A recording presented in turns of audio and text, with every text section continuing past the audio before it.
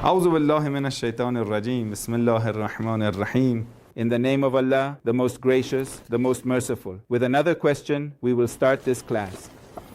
Question 8 asks whether all men must wear turbans. A turban is that cloth that we have well tied on top of the head. So the question asks, wearing a turban in Islam is mandatory. Does it mean that all men must wear a turban or not? Before, allow me to explain what a turban is, right? A turban is a long cloth. For example, mine measures about 7.8 to a maximum of 10 meters. It is a very fine cloth that is arranged in a very special way and is considered an art. Not everyone knows how to tie it, and those who are not religious find it practically difficult to learn. So tying a turban in a special way requires a lot of practice. We within the religious school will teach it to the novices. Generally, a person after 6 years of study within the religious seminary will be given permission to wear that clothing. In Iran, not everyone can wear that clothing, and only those religious individuals in traditional seminaries who have studied religious matters for 6 years must then pass a moral ethics test. So, when they receive full approvals from the teachers, they can then have permission to wear the turban. Partly for us, the turban is sacred, because it is considered like Tijan al-Malaika. Some narrations say that the angels also wear it. Also, the most important thing for us is that it is similar to the clothing of the Prophet of Islam, peace be upon him. But the way of the turban that we use in the Shian school, and also among some Sunni scholars, some will prepare it in a very special way, while others simply cover their heads with a cloth, which is recommended for many religious activities. And also, the turban has another cloth on top called tahtul hanak, which is placed here on top. That is also commended. This is tahtul hanak. From the top of the turban, it opens and is placed. For example, it is recommended to wear it this way for prayer. Also for traveling, among other activities, to wear taht al-hanak. Hanak means beard. Taht al-hanak means to place that part of the turban. Taht al-hanak looks like this. That is also recommended. One more thing, those who are direct descendants of Ishmael, or rather, direct descendants of the Prophet of Islam, peace be upon him, they wear a black turban, and the black turban means they are in mourning for Imam Hussein, because they have martyred Imam Hussein. So the descendants of the Prophet wear a black turban. It is important to note that the direct descendants of the Prophet are known to wear a traditional black turban. I am a descendant through one of my grandmothers, so I am not directly from the Prophet, from father to father to father to father to reach the Prophet, right? So when there are, we can say not directly from the Prophet, direct descendants of the Prophet cannot wear a black turban but a white turban. Generally, when a person wants to start wearing a turban, after 6 years of study and everything, once they have the approval exam and all, then they will go to a great Sayyid, to a great Ayatollah, for example. They go to Ayatollah Sayyid Ali Khamenei, the leader. So in a very special gathering, people say salawat, Allahumma salli ala Muhammad wa ala Muhammad wa ajjal faraj, which means may God bless Muhammad and his family and peace be upon them. And then that wise man places at the religious scene.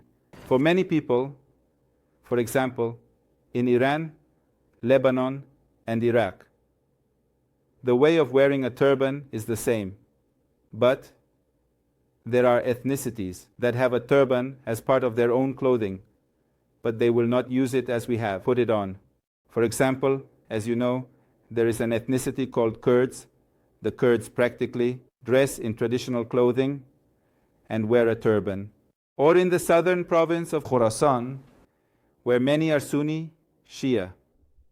Among them, they also traditionally wear something very similar to a turban. In 2001, Afghans, for example, wear a turban, and also more than just a turban, the cloak. which is a fabric.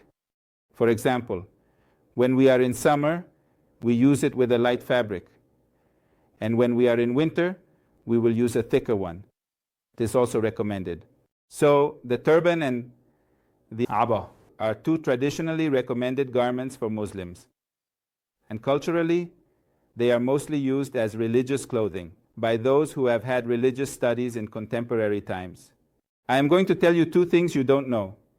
In Iran, in the Islamic Republic of Iran, there is a special prosecutor's office for religious matters. This means there are certain very strict regulations for those who wear religious clothing. So, if a person violates these regulations, which are extra, more than what ordinary people must comply with, we must have and follow more regulations. Right? This is called the respect for religious clothing. If a person disrespects religious clothing, for example, I, being religious, do things that are inappropriate regarding religious clothing. In that prosecutor's office, they take you to court, and then they will convict you. It is called khal'il libas, removing the religious clothing. So the person will be prohibited from wearing religious clothing for a period of time, for example, 3 months, 6 months, or a year. For example, a person who has been unfaithful to their wife, you know that Muslim religious people can marry. For example, if a man who is religious is going to be unfaithful or falls into some sin, some vice, perversion, theft, I don't know, whatever it is. One of the punishments that must be undergone is to remove the religious clothing. Depending on duration of that sentence, it depends on, we can say, the severity of the crime. When it is a very serious crime, then they take it away forever. When it is less serious, they will take it away for a period. That is also interesting. And keep in mind that in many places, when they see a person with religious clothing, they will show a lot of respect. I even have the experience in Latin America, generally when they see a person in this clothing, due to the misinformation from the media, the first thing they will remember is Bin Laden, Osama bin Laden, bomb, terrorist, things like that. Once wearing that religious clothing, I went to a park and there was like a line of 40 boys. They were running, exercising. So out of the 40 boys who passed by me there, about 15 said, "Hello Bin Laden," greeting Bin Laden, Allahu Akbar. Each one showed their affection in some way. Even another time I went to the book fair and the boys who were passing by behind said, Allahu Akbar. Once it was a Sunday night, if I'm not mistaken, I was in Bogota, Colombia, and then a car of boys passed by, about 4 of them. It was around midnight. They were coming out of the mosque. After a religious sermon, recitation of the Quran, we went out, and suddenly these young people from their car shouted, "Holy Jesus." They called me Jesus because they had seen in some movies that Jesus wore a cloak and had a beard, but he didn't wear that turban. But they still called me Jesus once. They honored me by calling me Jesus. Well, blessed be Jesus. Peace be upon him, the great man of God. And also the 3 wise men, because I am from Persia, from Iran. Sometimes they call me one of the wise men.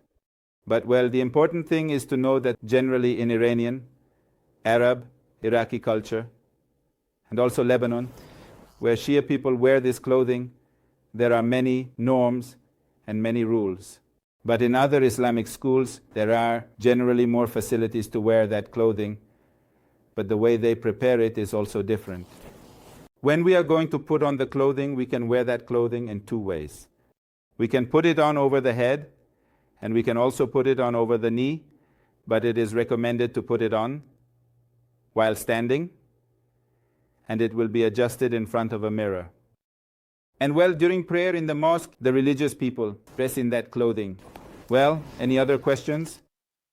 I would be happy to answer. Assalamu alaikum wa rahmatullahi wa barakatuh.